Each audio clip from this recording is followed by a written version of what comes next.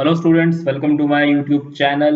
A very happy Independence Day to all of you. और आज बात करेंगे आज़ाद भारत के उन 3 महान वैज्ञानिकों के बारे में जिन्होंने भारत को विश्व स्तरीय पहचान दिलाई न्यूक्लियर साइंस और स्पेस रिसर्च के क्षेत्र में। हमारे पास एक अच्छी पॉलिटिकल लीडरशिप तो थी ही, जिसने ये सुनिश्चित करा कि भारत अपना आइन, भारत अपना कानून, भारत अपना कॉन्स्टिट्यूशन खुद लिखेगा। वहीं दूसरी ओर ऐसी एक साइंटिफिक लीडरशिप भी थी, ऐसे साइंटिस्ट भी हमारे पास थे जो ये चाहते थे कि भारत केवल एक विकासशील, एक डेवलपिंग नेशन बनकर ना रह जाए। वो साइंस के क्षेत्र में भी तरक्की करे, वो स्पेस रिसर्च में भी तरक्की करे, वो न्यूक्लियर साइंस में भी तरक्की करे, ताकि कल को हम पूरे तरीके से आत्मनिर्भर बन सकें और हम ग्लोबली अपनी एक पहचान, अपना एक स्टेटस एस्टैब्लिश कर सकें। और इसकी शुरुआत होती है डॉक्टर होमी जहांगीर बाबा से, जिन्होंने नींव रखी भारत के न्यूक्लियर प्रोग्राम की, जिन्होंने पंडित जवाहरलाल नेहरू को कन्विंस करा कि भारत अपना न्यूक्लियर प्रोग्राम शुरू करें। देखिए, यहाँ पर एक छोटी सी स्टोरी है। पंडित जी जो थे वो न्यू एटम बॉम्ब कभी नहीं चाहते थे, लेकिन वो ये चाहते थे कि जब भारत इस बात को विश्व स्तर पर रखे कि वो एटम बॉम्ब के खिलाफ है, तो उस वक्त उसके पास एटम बॉम्ब होना चाहिए ताकि वो कमजोर ना लगे, वो ऐसा ना महसूस हो, ऐसा ना प्रतीत हो विश्व स्तर पर, क्योंकि हम एटम बॉम्ब नहीं बना सकते, इसलिए हम एटम बॉम्ब के खिलाफ हैं। नेहरू ये चाहते थे कि जब हम ये बात विश्व स्तर पर रखें कि हम एटम बॉम्ब के खिलाफ हैं, तो उस वक्त हमारे पास एटम बॉम्ब होना चाहिए। और उस न्यूक्लियर प्रोग्राम की नींव रखने के लिए उन्हें कन्विंस करा डॉक्टर होमी जहांगीर बाबा ने। डॉक्टर बाबा को father of nuclear programme, father of Indian nuclear programme भी कहा जाता है। तो डॉक्टर बाबा का जन्म हुआ 30 अक्टूबर 1909 को। उनके फादर एक लॉयर थे और एक वो बहुत ही वेल रिनाउंड पारसी फैमिली से बिलोंग करते थे। 1933 में न्यूक्लियर फिजिक्स में अपनी डॉक्टरेट हासिल करने के बाद उन्होंने एक रिसर्च पेपर लिखा था, the absorption of cosmic radiation, जिसके बाद उन्हें न्यूक्लियर फिजिक्स में डॉक्टरेट मिला। उसके बाद वो 1938 में इंडिया आ गए और फिर कभी वापस लौट कर इंग्लैंड नहीं गए। इंडिया आने के बाद उन्होंने ज्वाइन करा इंडियन इंस्टीट्यूट ऑफ साइंस, और इंडियन इंस्टीट्यूट ऑफ साइंस में उन्होंने काम करा डॉक्टर सीवी रमन के अंडर। 1944 में उन्होंने इंडिपेंडेंटली काम करना शुरू करा, न्यूक्लियर वेपन्स के ऊपर रिसर्च करनी शुरू करी, न्यूक्लियर वेपन्स के ऊपर। और तब उन्होंने ये रियलाइज करा कि इंडियन इंस्टीट्यूट ऑफ साइंस में कोई डेडिकेटेड फैसिलिटी नहीं है न्यूक्लियर रिसर्च के लिए, फिजिक्स रिसर्च के लिए। तो उसके बाद उन्होंने एक चिट्ठी लिखी 1944 में, मार्च 1944 में, सर दोराबजी टाटा को। और उसमें उनसे दरख्वास्त करी, उसमें उन्होंने उनसे विनती करी कि एक फंडामेंटल फिजिक्स की रिसर्च के लिए एक इंस्टीट्यूट एस्टैब्लिश करा जाए। दोराबजी जमशेदजी टाटा ने उनकी इस रिक्वेस्ट को माना और 1944 में टाटा ट्रस्ट ने इस इंस्टीट्यूट की फाइनेंशियल रिस्पॉन्सिबिलिटी उठाना स्वीकार करा। और 1945 में Tata institute of fundamental research की स्थापना करी गई बॉम्बे के अंदर। 540 मीटर स्क्वायर में ये इंस्टीट्यूट फैला हुआ था और बाद में 1948 में इसे रॉयल याट क्लब में शिफ्ट कर दिया गया था। उसके बाद उसके बाद उन्हें रियलाइज हुआ, डॉक्टर बाबा को रियलाइज होता है कि Tata institute of fundamental research का जो स्पेस है वो इनफ नहीं है एटॉमिक एनर्जी प्रोग्राम को चलाने के लिए। उसके बाद उन्होंने इंडियन गवर्नमेंट से रिक्वेस्ट करी और बाद में बॉम्बे में एटॉमिक एनर्जी एस्टेब्लिशमेंट को एस्टेब्लिश करा गया। AEET बनाया गया 1200 एकड़ की लैंड पर, जिसने 1954 में काम करना शुरू करा। फंक्शनिंग उसकी 1954 में शुरू हुई और same year department of atomic energy भी एस्टैब्लिश करा गया। और उसके बाद जब 1966 में डॉक्टर बाबा की दुखद मृत्यु हो गई एक प्लेन क्रैश में, उसके बाद उसी AEET सेंटर को बाबा एटॉमिक रिसर्च सेंटर कहा गया। उनके सम्मान में उसको बाबा एटॉमिक रिसर्च सेंटर का नाम दिया गया। उनकी मौत से जुड़े हुए भी कुछ कंट्रोवर्सीज हैं, कुछ किस्से हैं। कुछ जगहों पर ये लिखा गया है कि CIA ने वो प्लेन क्रैश करवाया था ताकि भारत का न्यूक्लियर प्रोग्राम हिंडर हो सके, भारत का न्यूक्लियर प्रोग्राम हैम्पर हो सके। देखिए, ये था कि नेहरू एटॉमिक बॉम्ब के फेवर में नहीं थे, लेकिन वो ये चाहते थे कि एटॉमिक बॉम्ब हम बनाएं, इंडिया एटॉमिक बॉम्ब बनाए, ताकि जब हम ये बात विश्व स्तर पर कहें तो हम कमजोर ना लगें। उनके बाद जब लाल बहादुर शास्त्री आए तो लाल बहादुर शास्त्री एटॉमिक बॉम्ब के फेवर में बिल्कुल भी नहीं थे और वो चाहते भी नहीं थे कि इंडिया का न्यूक्लियर प्रोग्राम कंटिन्यू हो। लेकिन ऑपोजिशन का बहुत उनकी बात से सहमत नहीं थे वो लाल बहादुर शास्त्री की बात से, क्योंकि China already nuclear weapon test कर चुका था। तो ऑपोजिशन का भी ये मानना था, जनसंघ जो कि ऑपोजिशन में था वो भी ये चाहता था कि लाल बहादुर शास्त्री न्यूक्लियर प्रोग्राम को इक्वल वैल्यू दें, वो न्यूक्लियर प्रोग्राम को बंद ना करें। इसलिए बाद में फिर जो डिफरेंसेस थे डॉक्टर होमी जहांगीर बाबा और लाल बहादुर शास्त्री के बीच में न्यूक्लियर प्रोग्राम को लेकर, वो रिजॉल्व हुए और दोनों ने साथ मिलकर भारत को न्यूक्लियर रिसर्च में, न्यूक्लियर साइंस में पूरे तरीके से आत्मनिर्भर बनाने के, सेल्फ रिलायंट बनाने के लिए बहुत बड़े कदम उठाए, जिससे कि अमेरिकन और रशियंस हमेशा परेशान रहते थे, क्योंकि अमेरिका कभी भी नहीं चाहता था कि भारत न्यूक्लियर वेपन टेस्ट करे। अमेरिका हमेशा से ही 1945 के बाद से ही बहुत से देशों को रोकता रहा था न्यूक्लियर वेपन टेस्ट करने से।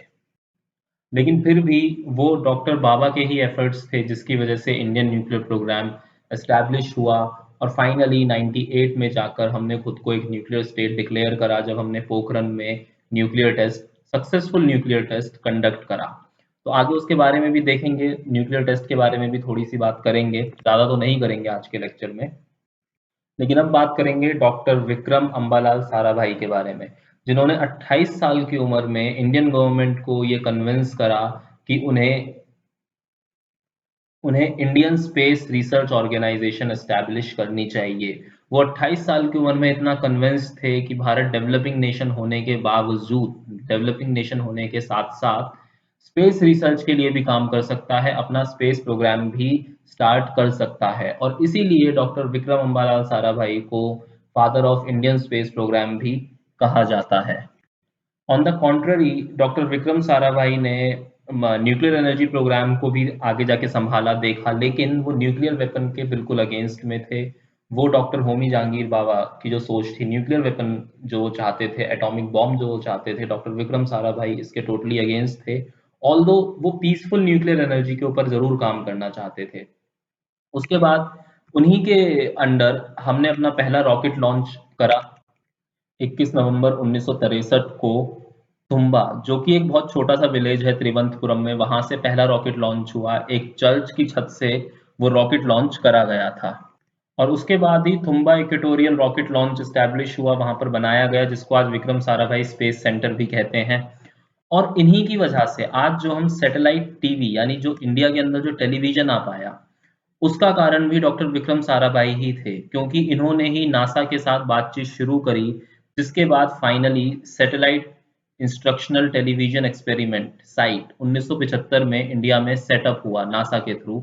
लेकिन ये कम्युनिकेशन स्टार्ट किसने करा था नासा और इंडिया के बीच में? ये कम्युनिकेशन स्टार्ट करा था डॉक्टर विक्रम साराभाई ने। विक्रम साराभाई ने कम्युनिकेशन स्टार्ट करा था, और विक्रम साराभाई की वजह से ही, इन्हीं के एफर्ट्स की वजह से ही इंडिया ने अपनी पहली सैटेलाइट आर्यभट्टा लॉन्च करी, और उसके बाद 1966 में इन्हें पद्म भूषण से नवाजा गया, और मरणोपरांत 1972 में इन्हें पद्म विभूषण दिया गया।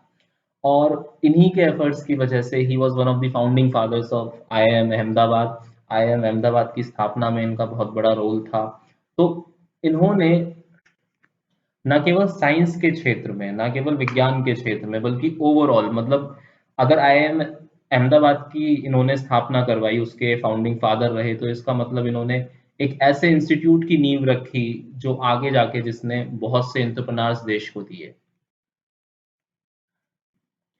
डॉक्टर विक्रम साराभाई के ही अंडर एक और साइंटिस्ट पनपे, एक और साइंटिस्ट ने अपना, जिन्होंने अपनी तमाम जिंदगी सिर्फ साइंस के नाम कर दी।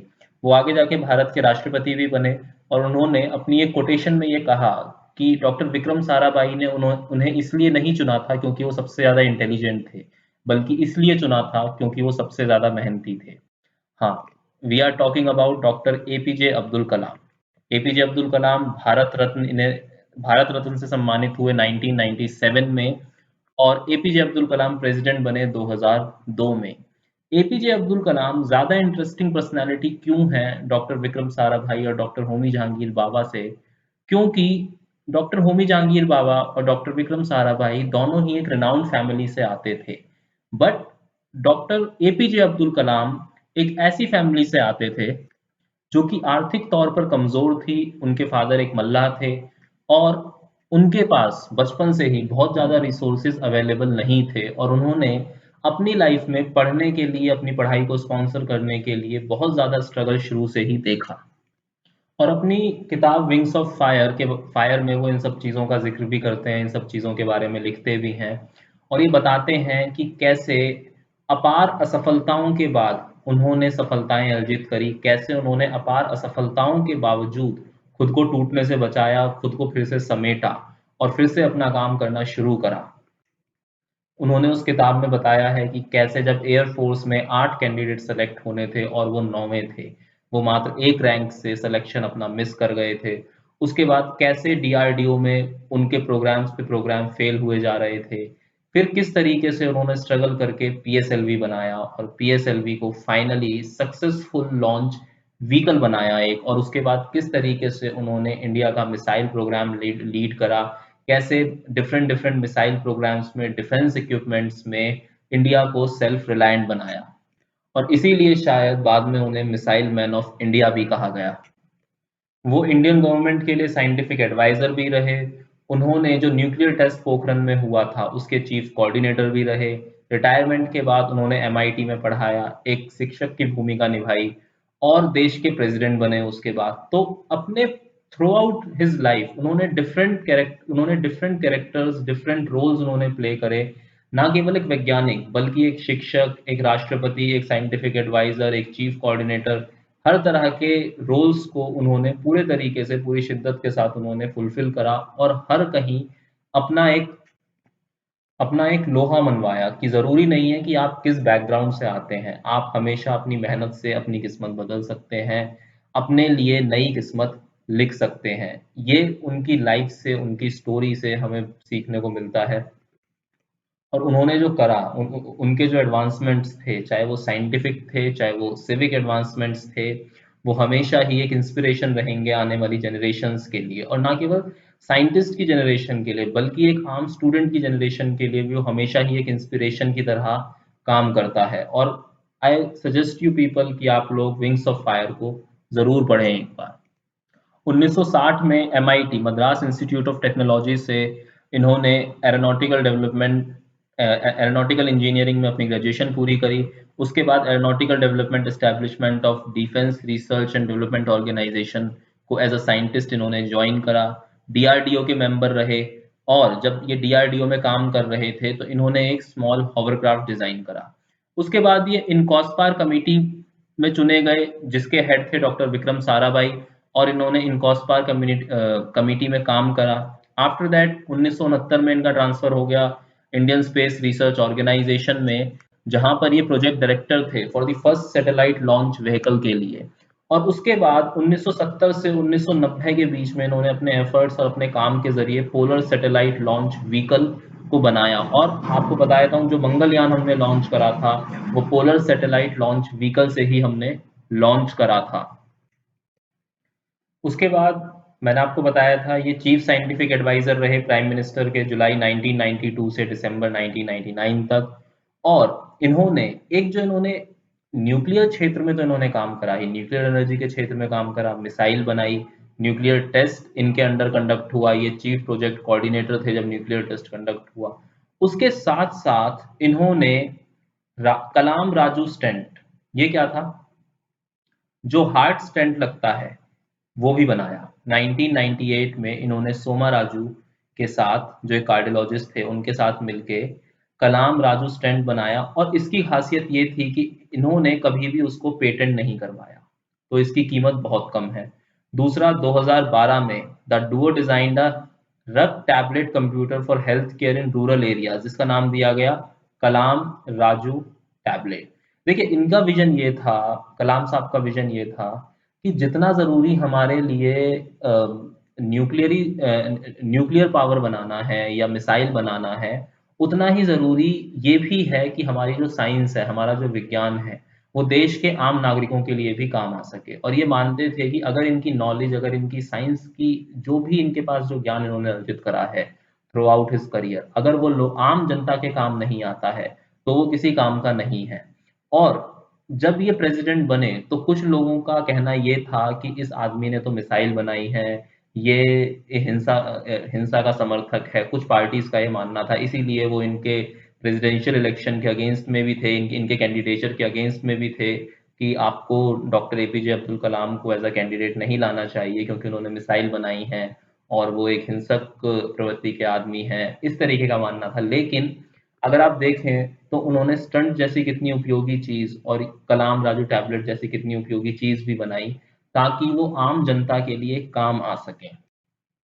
जब 1999 में ये चीफ साइंटिफिक एडवाइजर के पद से रिटायर हो गए तो उसके बाद ये एमआईटी में पढ़ा रहे थे। एक दिन दोपहर को इनके पास कॉल आता है अटल बिहारी वाजपेयी का, और वो इनसे कहते हैं कि मैं आज आपसे कुछ मांगूंगा और आप मना नहीं करेंगे।